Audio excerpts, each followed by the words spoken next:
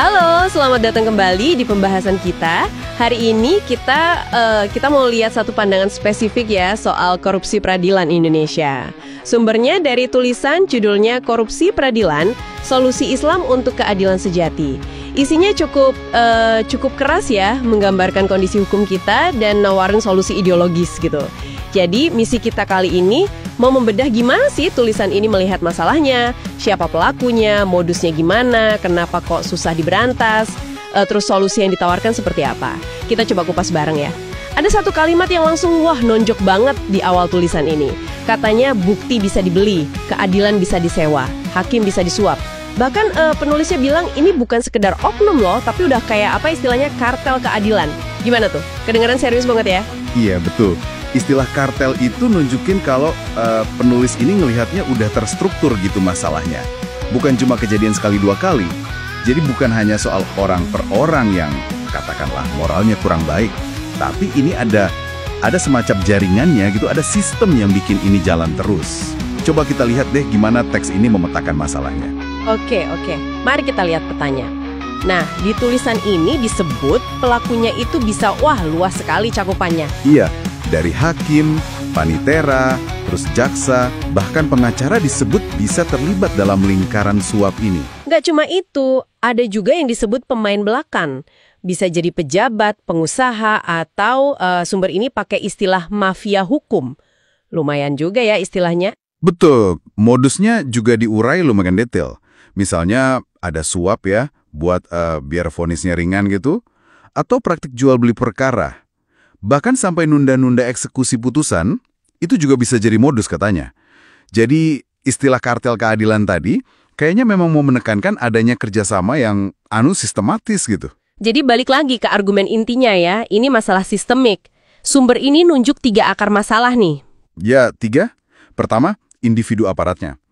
Disebut lemah iman gitu. Terus kedua, masyarakatnya. Masyarakatnya kenapa? Dianggapnya permisif, membiarkan gitu aja. Nah, yang ketiga, ini yang penting, sistem negaranya, yang oleh penulisnya ini disebut sekuler. Nah, soal istilah sekuler ini, mungkin perlu kita garis bawahi ya, ini kan dari sudut pandang penulisnya. Maksudnya gimana tuh sekuler di sini? Iya betul. Jadi, dalam konteks tulisan ini, sekuler itu dipahami sebagai sistem yang memisahkan agama dari pengaturan kehidupan publik gitu. Nah, menurut pandangan ini, kondisi kayak gitu bikin hukum jadi rawan diperjualbelikan. Jadi komoditas. Oke. Jadi ada faktor individu, masyarakat, sama sistem negaranya. Terus kalau masalahnya serumit itu, kenapa sih menurut tulisan ini kok kayaknya susah banget diberantas? Ada beberapa alasan yang diangkat ya. Satu, katanya sih efek jerahnya kurang. Hukumannya dianggap terlalu ringan. Oh, jadi nggak bikin kapok gitu ya? Ya, kurang lebih gitu. Terus, disorot juga soal mekanisme pembuktian terbalik yang katanya nggak efektif. Perampasan aset koruptor juga disebut mandek. Ditambah lagi, ada persepsi soal pelemahan KPK setelah revisi UU. Nah, semua ini digambarkan kayak investasi lah.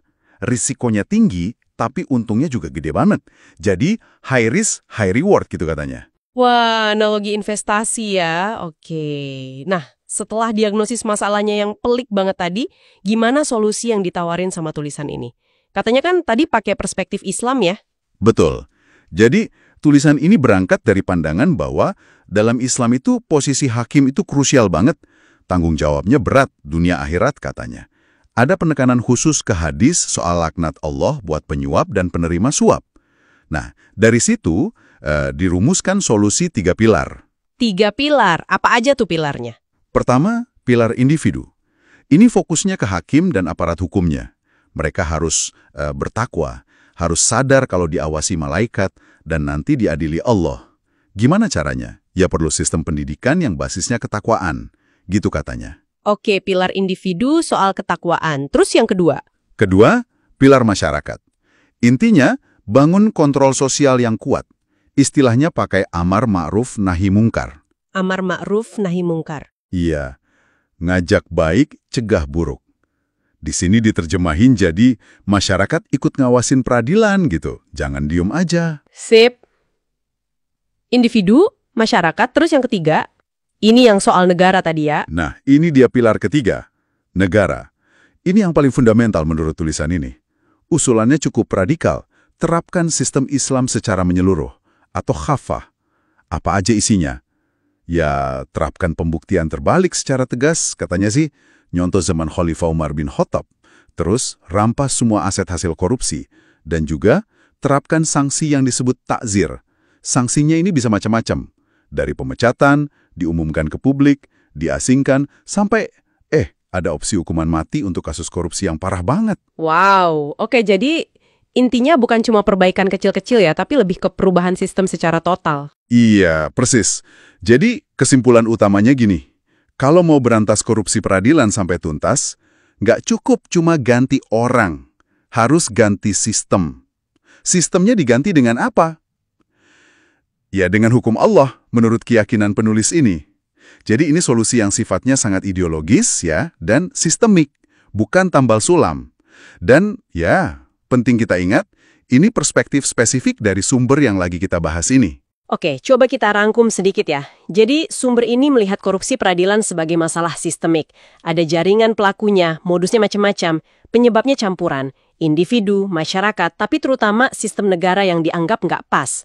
Solusinya harus komprehensif dari perspektif Islam. Benahi individu, aktifkan masyarakat, dan yang paling utama, ubah total sistem negaranya. Betul sekali, penekanannya kuat banget di perubahan sistemik total itu yang didasarkan pada kerangka ideologi Islam. Itu dianggap sebagai jawaban paling mendasar untuk masalah korupsi peradilan ini, setidaknya ya menurut sumber ini. Nah, sebagai penutup nih, mungkin ada satu hal yang bisa jadi bahan renungan buat Anda semua.